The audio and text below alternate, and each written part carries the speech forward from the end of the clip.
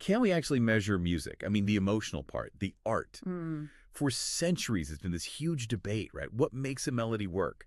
But what if you could just strip it all down to pure math? And give it a score. Exactly. Give it an official identity certificate that tells you precisely how complex it is, or how stable, or how dynamic. Yeah.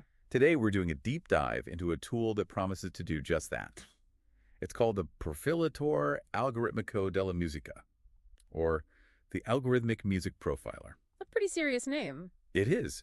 Our sources map out this system that's designed to, well, quantify the unquantifiable. And the mission here is really to move past all that subjective stuff. Taste, good or bad. Right. The profiler is an object of rigorous analysis. You can almost think of it as a specialized digital ear. It doesn't judge. It just takes any sequence of notes, random, composed, doesn't matter, and it spits out this statistical and perceptive identity certificate. So it's not saying this is a good song. It's saying... It's saying how much it's complex or how redundant or how stable it is. It's all about measurement. Okay, let's unpack that, because this gets right to the core paradox of music, doesn't it? It does. It feels so emotional and subjective, but underneath, it's all just structure. Yeah. Rules, statistics even, note density, rhythm, tonality. Exactly. And composers have always worked with that intuitively. But for algorithmic composers, people using computers to generate music, they've been missing a key instrument. To measure the output. To quantify the effectiveness of their choices. I mean, if I tell a computer to make an erratic rhythm, how erratic is that, really, statistically? It's the difference between saying that sounds complex and saying that has a complexity score of 0.89. Precisely. Yeah. And this profiler, which was developed in environments like PDida, it fills that exact gap. It connects the composer's choice to the listener's perception. And it does that with 6 key metrics. Which we can split into 2 groups, right? Yeah, melody and pitch, and then rhythm and structure. So let's jump in with the first category, the metrics that look at the melodic line, the vertical movement, and how predictable it is. Okay, so we start with what the sources call the Intervallic standard deviation. A mouthful. It is. Let's just call it the jump score. The jump score. I like it. So what is it measuring? It's the variability of the note-to-note leaps, the intervals. How erratic are the steps? Are we crawling up a scale, or are we jumping all over the place? Exactly. A high jump score means the melody is leaping wildly, a small step then a huge octave jump. Think complex, avant-garde music. Okay. But the real insight is with a low score. A low score means cautious, predictable movement. And the sources have this fantastic term for how to achieve it. They call it melodic tyranny. Melodic tyranny. That sounds intense for a piece of code. It is, because you're forcing the algorithm into a box. You constrain its movement to only plus or minus 2 degrees. It can never leap more than a major second. And that tyranny is actually a good thing for simplicity. It's the best thing for it. It maximizes cognitive simplicity. Your brain doesn't have to work to follow the melody. Think Mary Had a Little Lamb, not a John Coltrane solo. It's a guaranteed path to being easy to follow. That gives us a number for simplicity right there. Okay, what's next? The tonal distance. Or $0 distom norm. Let's call this one the tension index. The tension index. Okay, this feels crucial. It's measuring how far the notes stray from the home key, the tonica.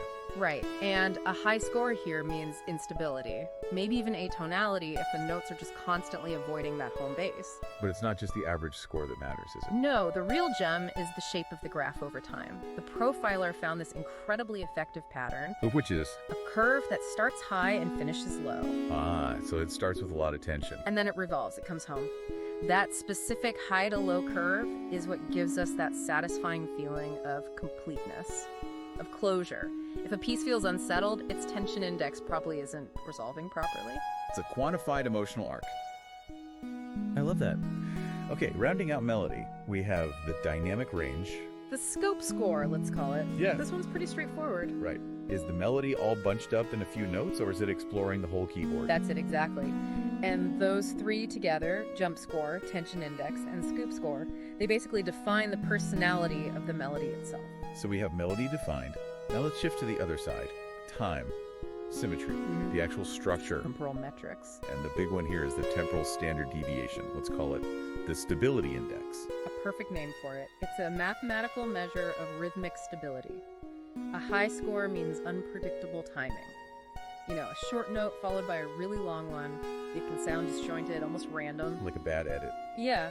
But if that score gets close to 0, perfect stability, the source calls stabilized rhythmic tyranny. It's an absolutely regular isochronous rhythm. Like a metronome. A metronome, a 4-on-the-floor dance beat.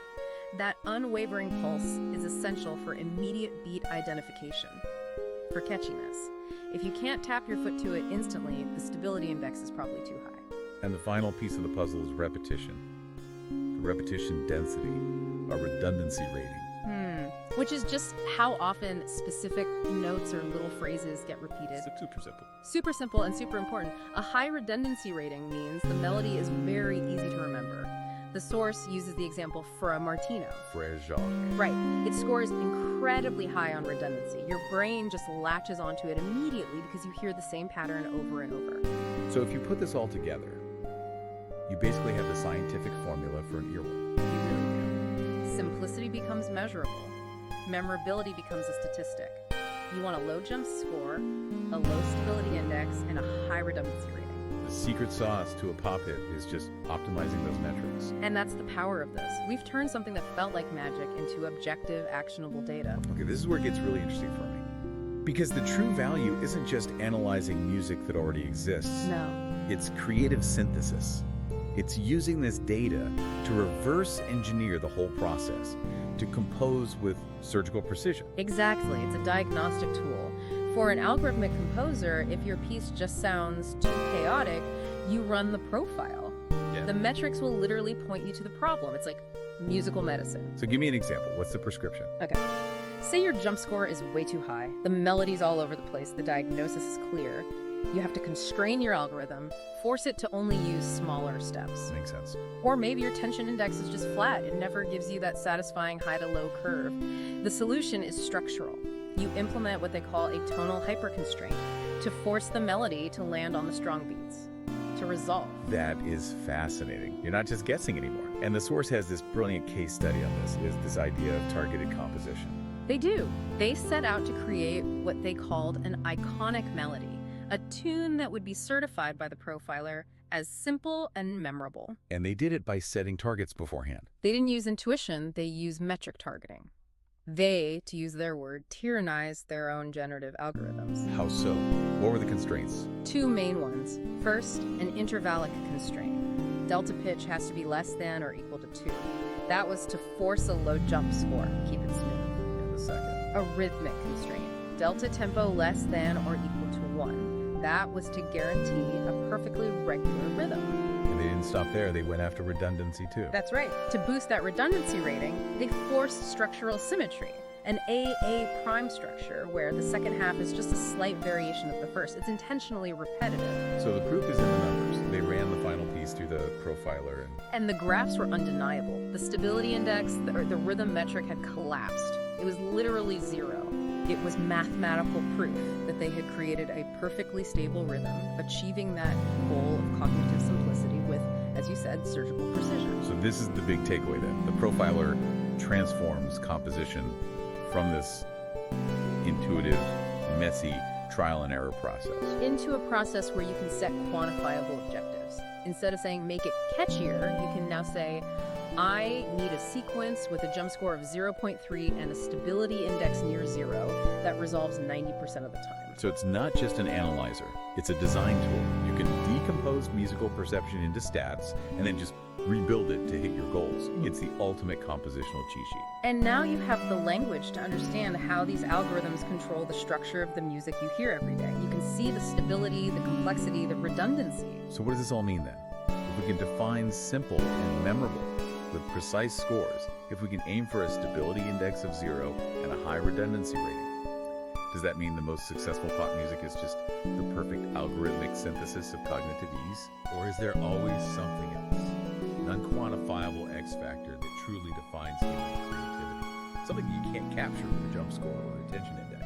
Something for you to ponder the next time a simple, perfectly balanced song gets irresistibly stuck in your head.